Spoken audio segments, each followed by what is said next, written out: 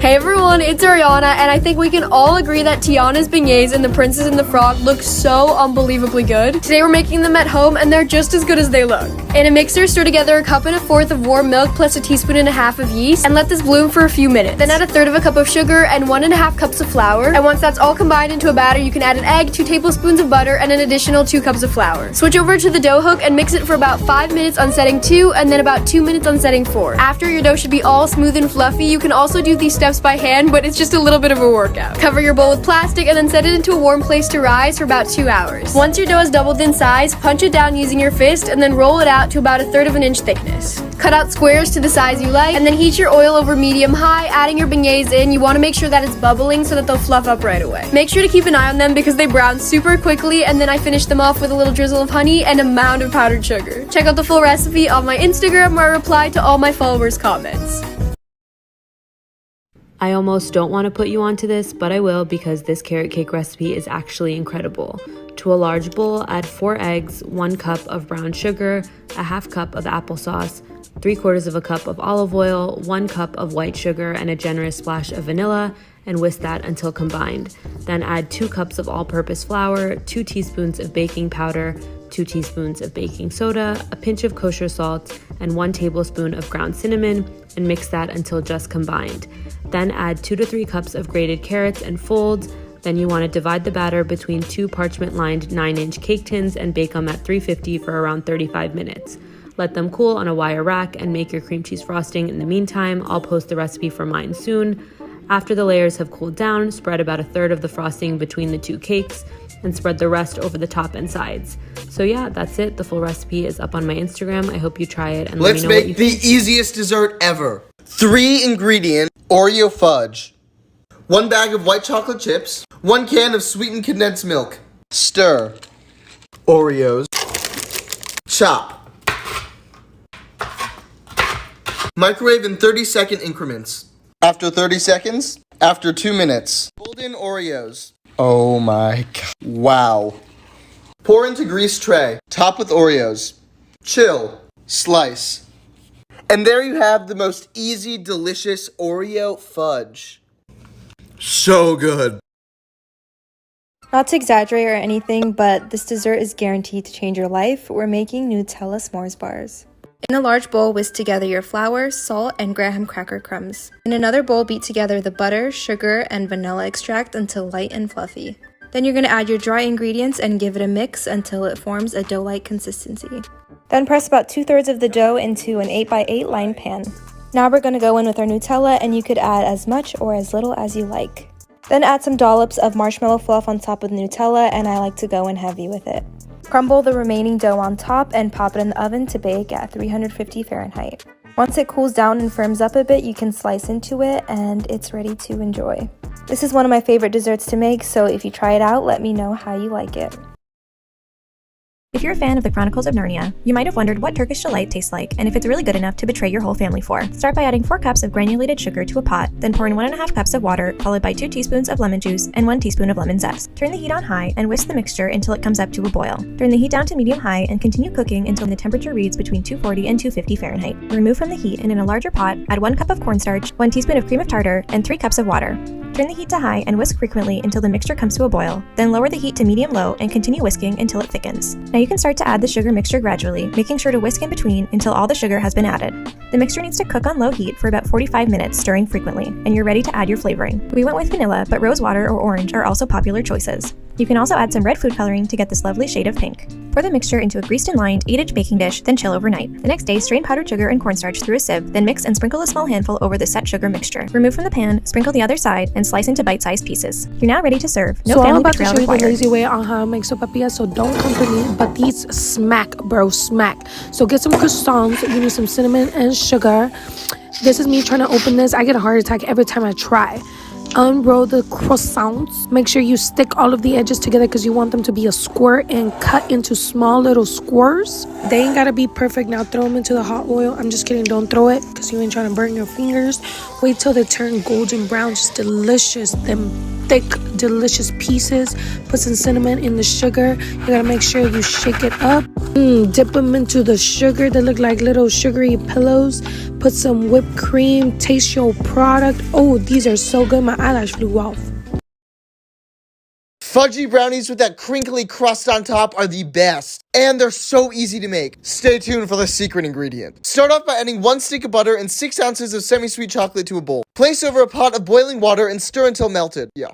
Can we just take a moment to appreciate that? Once it's nice and melty, add in a half cup of brown sugar and a half cup of white sugar. You have to do this while the chocolate is still hot because when the sugar melts, that's what makes the crust. Stir until smooth. Whisk in 2 eggs plus 1 egg yolk. And a dash of vanilla. Mix, mix, mix. Add in 3/4 cups of flour, a 1/4 cup of cocoa, and a pinch of salt. Okay, now here's the secret ingredient. A half teaspoon of espresso powder. This makes them so chocolatey. Mix, then add 1 cup of chocolate chips. Fill a grease square tray and bake at 350 for about 30 minutes. You're gonna see that incredible crinkly top. Oh my gosh. Now it's time to serve them up. These are insane. Don't forget to follow me on Instagram and YouTube.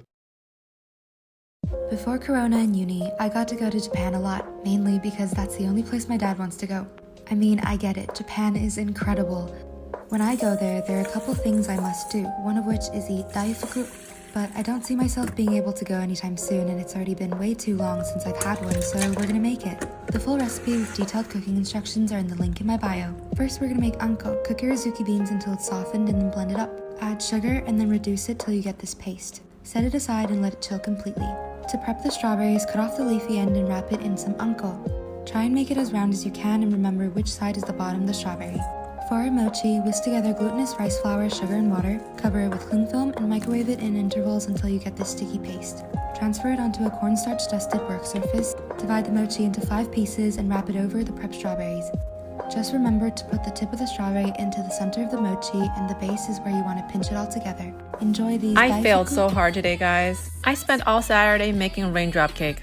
This dessert is supposed to be translucent and delicate. Instead, it came out hard and cloudy. But instead of throwing in the towel, I tweaked the measurements and tried again. And my raindrop cake came out perfect. Stay tuned for toppings and recipe. Today we're making cake pops, and guess what? They're so easy to make. Start off by preparing your favorite cake batter. I like doing it from scratch, but you can do it from the box if you'd like, and bake according to the recipe. Next, prepare your favorite frosting, whether it be from a can or not, and that's all you need. Next, pop the cake into a bowl and crush it up. Mash it into fine crumbs. Come on, get your anger out. Once you've done that, then you're going to mix the frosting into the crumbs. This seems weird, but I promise it's going to make this dough consistency and be delicious. Roll your dough into little cake balls and place in the freezer. Melt some white chocolate or candy melts. Once you've done that, dip a stick into the chocolate, then into the cake balls, then chill. Next, melt some more white chocolate and dip the cake pops into that. Dry vertically and enjoy your delicious, easy cake pops. Today we're making the easiest dessert ever. We're making 2-ingredient fudge. All you need is sweetened condensed milk and chocolate chips. Pour a bag of chocolate chips into a bowl. Add 1 can of sweetened condensed milk. Stir together. Microwave in 30-second increments until it's melted. After 30 seconds. After 2 minutes. Pour into a tray. Spread it out. Refrigerate till solid. Slice. Super easy, super delicious fudge. You gotta try that. Okay, so I get so many questions asking about these cake skulls, so I'm going to show you how I do them.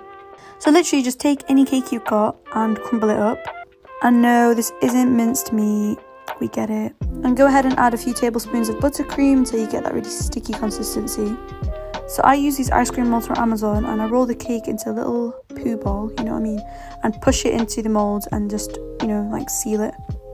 And just push the stick into it, and then when it's been frozen for like half an hour, you can just pull it out and it should be really solid. For melting the chocolate, this is the one that I use. So you want to take a tall cup and melt the pieces in about 15-second intervals. I also like to add some vegetable oil to help it set.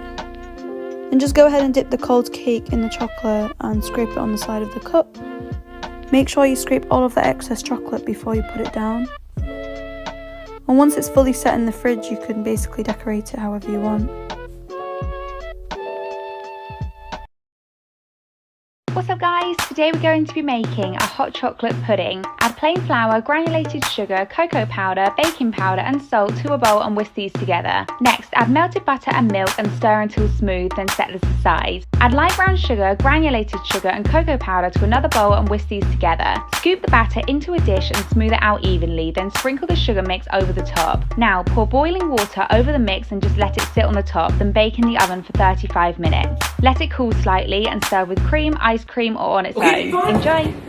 Fine, you want to make churros, no problem, but understand these are dangerous. Small pan, 5 tablespoons butter in, 1 cup of water, 2 tablespoons of sugar. Heat on high heat. Make sure it's melted and bring to a boil. Turn off the heat. 1 teaspoon of vanilla, 1 teaspoon fine sea salt.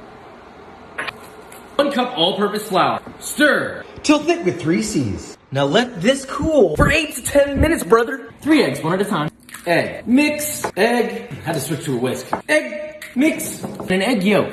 Mix one more time till nice and smooth. Transfer to a piping bag with a star tip. Heavy bottom pot. Fry oil. Filled a little over halfway. It's cinnamon sugar, not that hard. 3/4 cup of sugar. 1.5 teaspoons of, well, cinnamon. Mix together. Heat to 375. Pipe 5 to 6 inch pieces. Snip. It's average churro size, okay? Repeat. Fry 4 to 5 minutes. Till golden brown and crispy. Remove from the oil. Add the cinnamon sugar. Toss while still hot. Repeat with the rest. Now these are some good looking churros, but now we're talking. Look at This ooey gooey cinnamon pull apart bread is so good and so easy to make. Get yourself some biscuits. I use these because it was 58 cents on sale. Preheat your oven. Cut the biscuits into pieces. A whole bunch of sugar and cinnamon in a bowl. Mix it together. And you're going to dip the pieces in it and then lay it into a pan, okay? Pour some melted butter and remaining sugar on top. Bake for 15 minutes and you're done.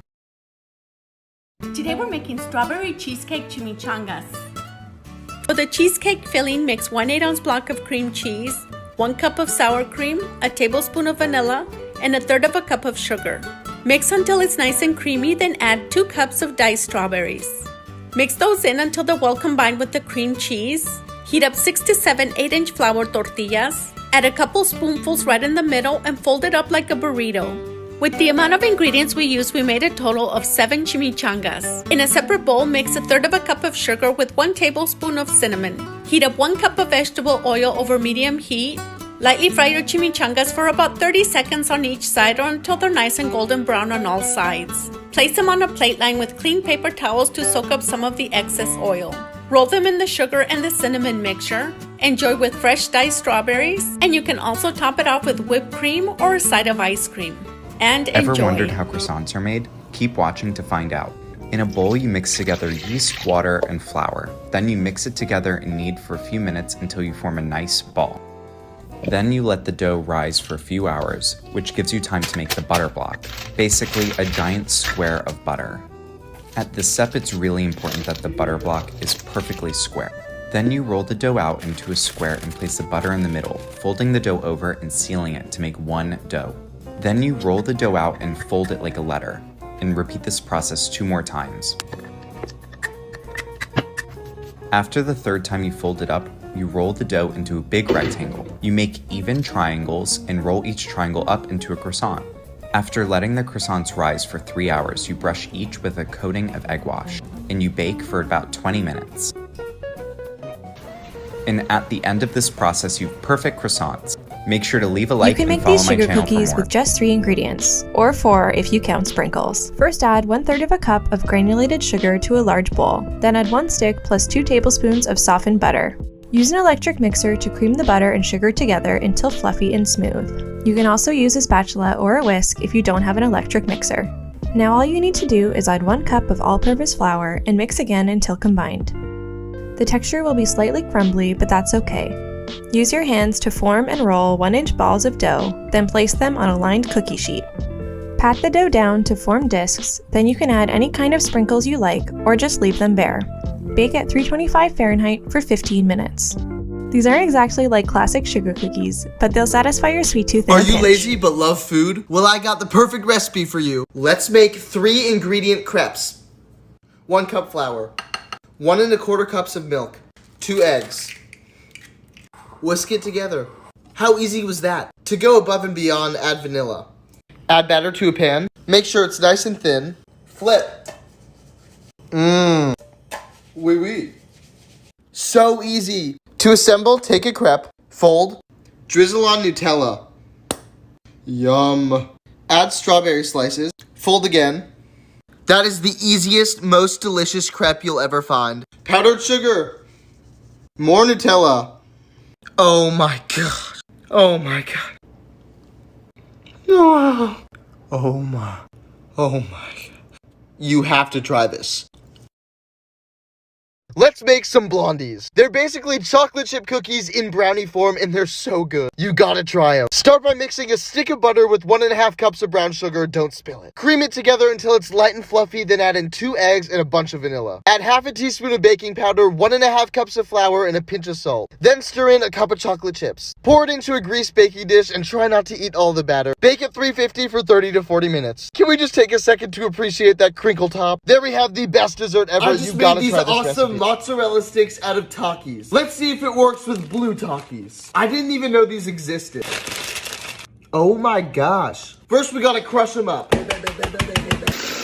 You want it to be a fine powder. Grab some cheese sticks, crack 2 eggs, dip the cheese sticks in some flour, then the egg mixture, and then the Takis. You may have to do a double dip. Okay, so these look like a biohazard. Fry them up in some hot oil until they're nice and crispy on each side. This actually worked really well. We just made blue Takis mozzarella sticks, and these honestly, are the best cookies I have ever tasted in my life. So good. They're so good, let's use them in a recipe. Let's make Loft House sugar cookie cupcakes. Deconstruct the cookies. Oh, the frosting just pops off. Now they're bald. Crumble them up. Watch how they literally turn into sand. That's the sign of a good cookie. Then I whipped up my favorite vanilla cake batter, and I added in the cookie crumbs to the dry ingredients. Gotta add the sprinkles. And I filled my muffin tins and baked them off. Matthew, have you seen the hate comments on your TikTok?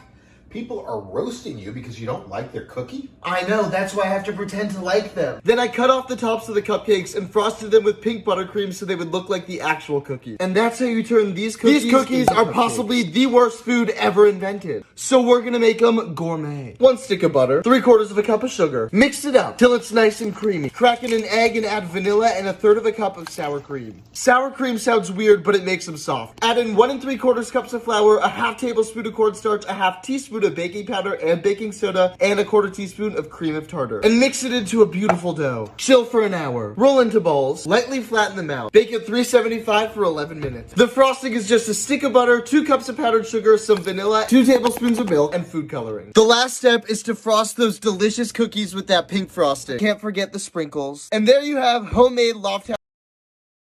I'm making double chocolate fudgy brownies, and I'm melting down 1 cup of butter along with 2 1/4 cup of white sugar. Once it melts, take off the heat, adding 1 1/4 cup of Dutch cocoa powder, 1 teaspoon of salt, 1 teaspoon of baking powder, and 1 tablespoon of vanilla. 4 eggs cracked in 1 at a time. It should look like this. Now add in 1 1/4 cups of all-purpose flour. I'm adding a bag of semi-sweet chocolate chips, mixing it together and putting it into my greased pan at 350 degrees for 1 hour.